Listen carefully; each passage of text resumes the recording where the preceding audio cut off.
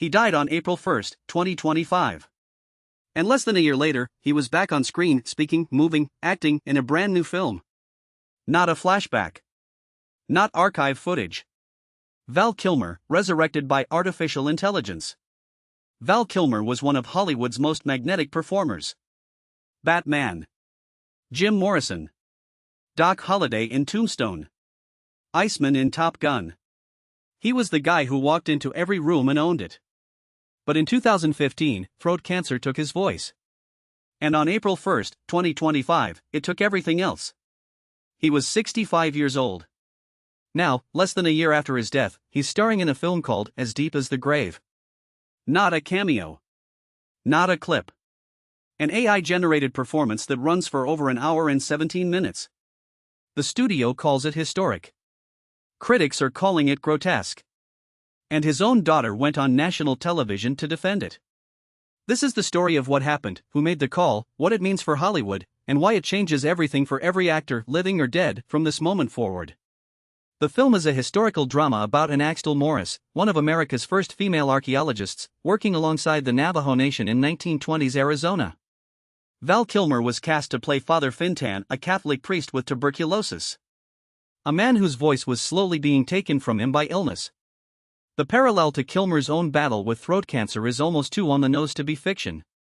The project started in 2020. Real cameras, real crew, real location shoots in New Mexico and Arizona. But Kilmer's cancer had progressed so far he couldn't film his scenes. And then, on April 1, 2025, he passed. Most filmmakers would have recast. Instead, brothers Coerte and John Voorhees made a different call. They would rebuild Val Kilmer using artificial intelligence, his voice, his face, his movement, and give him the role he'd already agreed to play. Here's how they actually did it. For the voice, they turned to Sonantic, a UK-based AI voice company that most of you already know from Top Gun, Maverick.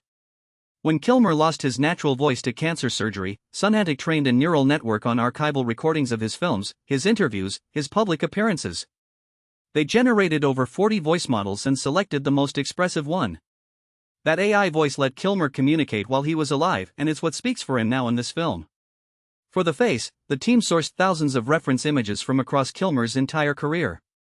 They fed them into generative AI models and trained the system to recreate his likeness in detail, every wrinkle, every sunspot, the specific mole on the side of his cheek.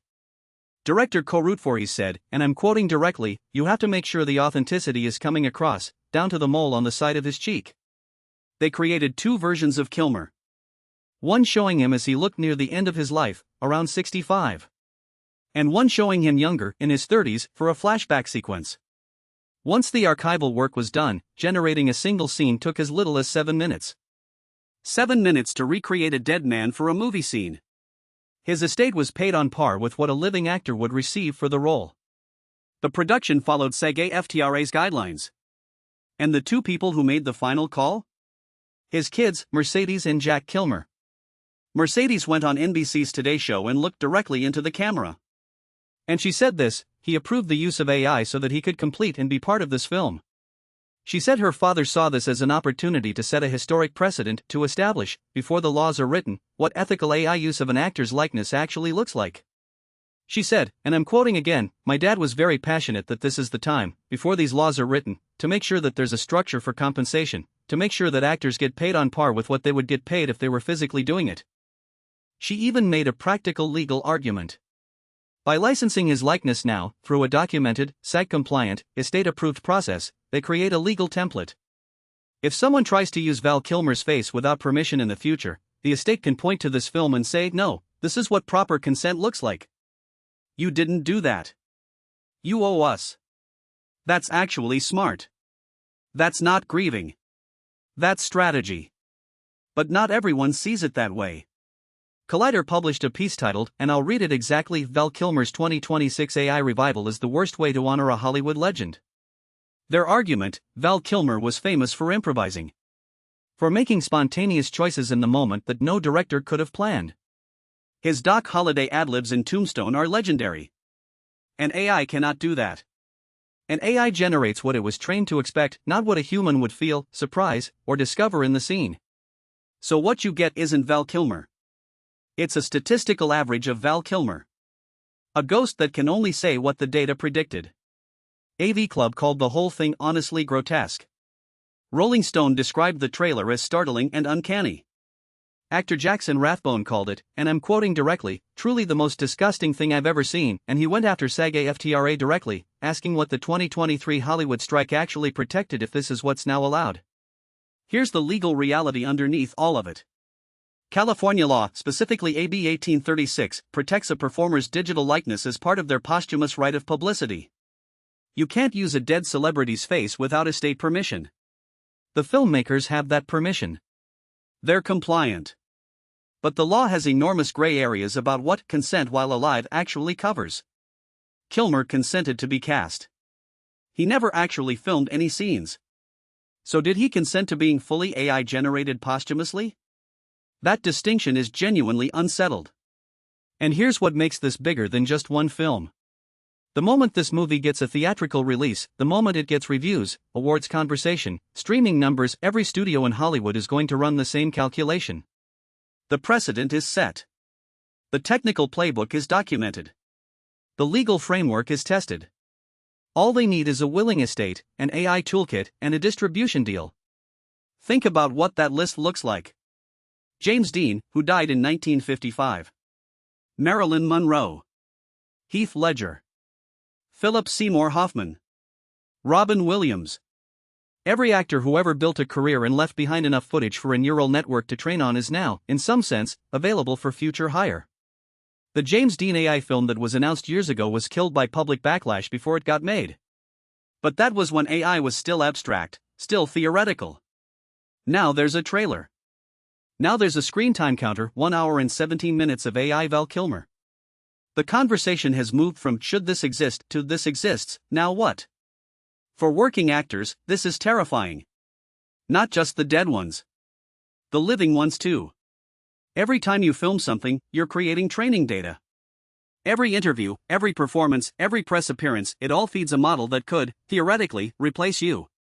The 2023 SAG-AFTRA strike was supposed to build protections against exactly this. What As Deep as the Grave shows is that consent can be given in advance, that your likeness can be licensed before you're even gone, and the line between I agreed to this and I didn't know it would go this far is blurry enough to drive a truck through. The filmmakers are going after Oscar nominations. Best Visual Effects seems realistic. Best Actor? SAG-AFTRA has already said AI-generated performances are ineligible for their awards. The Academy hasn't codified a rule yet, they've just told voters to consider the degree to which a human was at the heart of the creative authorship. Which is exactly vague enough to mean nothing. So here's my take, and I'll be direct about it. What Coerte and Voorhees built is a technical marvel. What Mercedes Kilmer did, protecting her father's IP, insisting on SAG compliance, getting consent documentation in place before the laws exist, that's genuinely forward-thinking. If AI is coming regardless, building a legal framework now is smarter than being caught flat-footed later. But smarter and right aren't the same word. Val Kilmer was a force of nature. He was chaos and brilliance and instinct. An AI trained on his past cannot generate the performances he would have given in his future. It can only echo what already happened. And there's something genuinely sad about reducing one of cinema's most unpredictable talents to a training dataset. The technology is impressive. The intention may even be good. But every time you watch that trailer and feel a chill, the chill is telling you something real. If you think AI-generated performances of dead actors should be allowed with family consent, comment below. If you think it should be illegal, no exceptions, I want to hear that too. This conversation is happening right now, and it matters. Subscribe if you want to stay ahead of where AI and Hollywood are actually going, because this is just the beginning.